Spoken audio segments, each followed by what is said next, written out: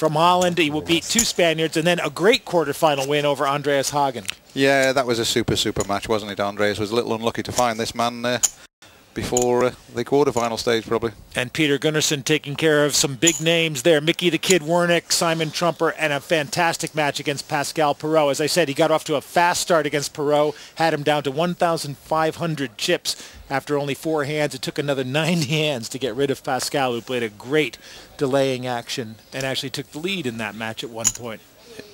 Yeah, it was a classic battle, wasn't it? Classic battle. So Dave Kolkloff now suited 9 and 3, but Peter Gunnarsson holding a pair of pocket 3s, and Dave folds. Yeah, he's looking for something a little bit stronger now. Like he said early doors, he's saying to the lad, wow, you know, he's showing him all the respect, and he knows that he's got to respect this young man.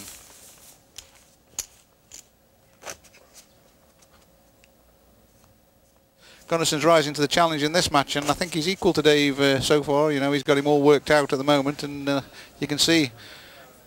He was shaken against Pascal Perot, who admittedly got lucky, made a couple of double-ups he needed to make, but then played very, very well. And Peter Gunnarsson really had to come back from a break, compose himself, and got his game back. Yeah, and he's come out with his best play in this game, hasn't he? He's come ready and tuned in already.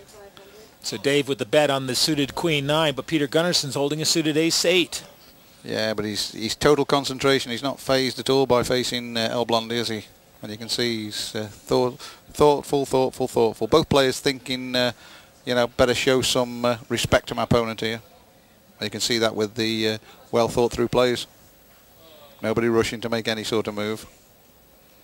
I think you commented he was literally shaking at one point. He was so shaken by Pascal Perot's play, but he came back after a break and settled down, and just like he is here, played some really steady poker.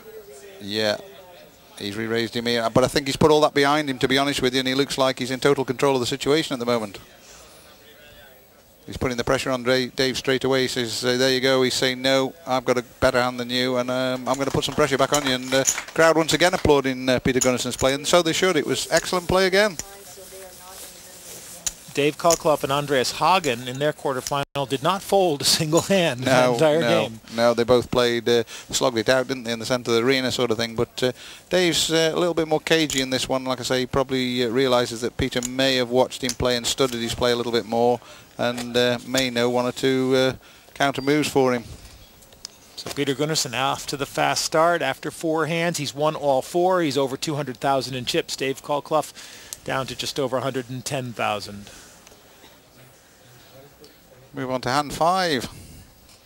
King of clubs, 5 of hearts for Peter Gunnarsson. He's on the small blind. See how he wants to play this one. May just flat call, may put a small raise in. He calls, and an Ace 5 for Dave Kolkloff.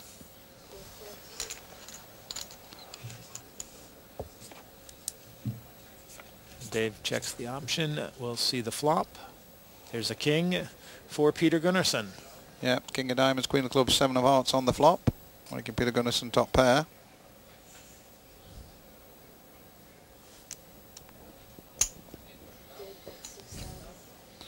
And Dave bets it into him. Dave representing the king when it's actually sitting in Peter's hand, obviously.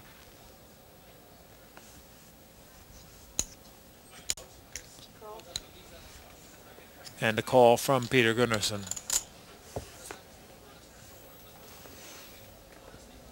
Queen on the turn, pair on the board. Now what's Dave going to do? He's represented the king, and Peter said, right, I'll call you. So now he realises the game's probably up. And Peter Gunnarsson checks back to Dave Kolkloff. Yeah, showing him a bit of respect. The queen will have slowed the betting down. He might be thinking he's calling him with second pair. So that's where that one's come from. And an 8 on the river. Plus he's giving Dave a chance to bluff at him again. Dave doesn't fall for that one.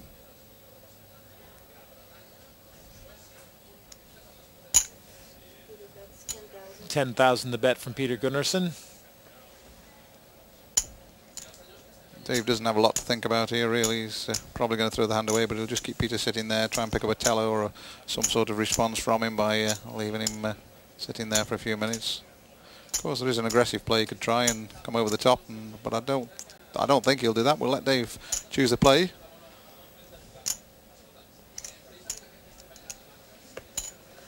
He calls. This is a strange straight. I don't understand this one at all. I can't explain why we'd call him down. He can't possibly think that his ace-high is good.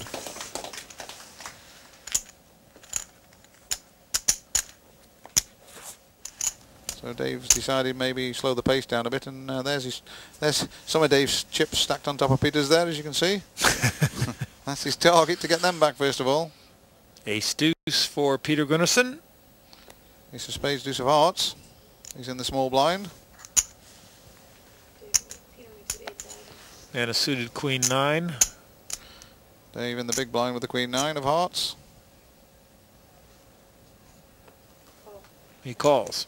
Yeah, he doesn't want to be too fancy because he'll be first to act once the flop comes out and he realises this. There is the flop. 3 of clubs, 7 of clubs, 6 of spades. No immediate help for either hand. So Peter's ace looking a little bigger. Yeah, Peter's ace is the key card, but looks like Dave Cockloft might be going to make a play at it. What he's thinking here is, well, Peter didn't raise me, so he's not going to be holding too much of this. Sorry, Peter raised me, so he's not going to be holding too much of this with it being low cards. If it come high cards, he probably wouldn't have tried this play. Let's see what Peter reads into it.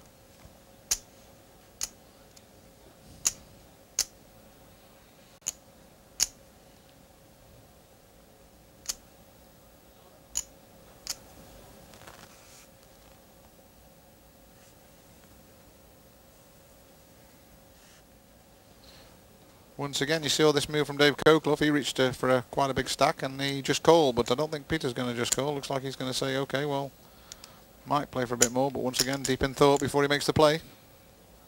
And he was watching for the reaction as he reached for the stack. Psychologically watched for the reaction of Dave and using exactly the same ploys as Dave used, but he comes over the top. He says, okay, here we go.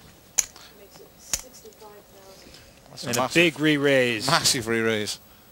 And Dave Cockloft. It's hard for Dave to call this one. Lets it go.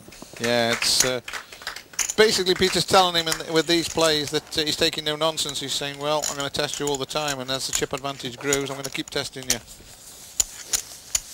So we could be on for a battle royal here. And you see that the chip flow over the last 10 hands has stayed on Peter Gunnarsson's side. Dave's taken a few pots, and Peter's taken them right back, including that last big one.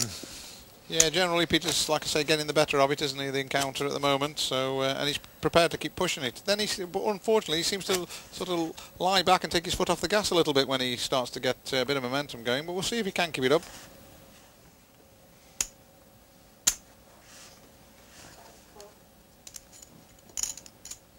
Suited Jack 4 for Peter. Call and a check. 10-8 for Dave Cockloft. Dave to act first when the flop comes out. Sorry, Peter to act first when the flop comes out. Dave's on the button. He's paired the 4s.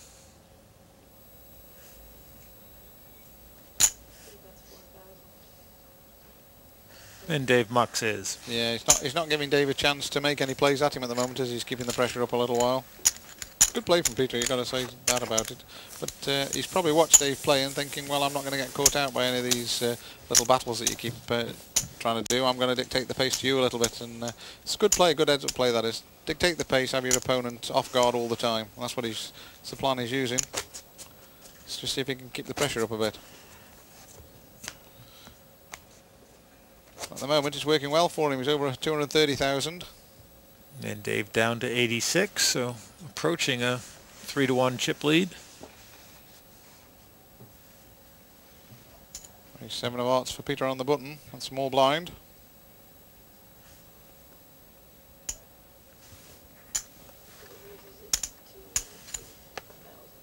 Eight 4 of diamonds for Dave. Not much value to the hand, but he's going to play it anyhow. Dave calls.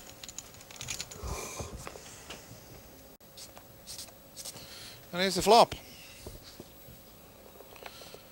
3-3 queen, but 2 hearts out there, which is a big boost to Peter Gunnarsson. He's got the ace, he's got the flush draw, he checks back. Yeah, he's got Dave in a bad shape here, and that's well, that's the way he's playing the hand. He's hoping Dave makes some sort of play at it. Dave checks again.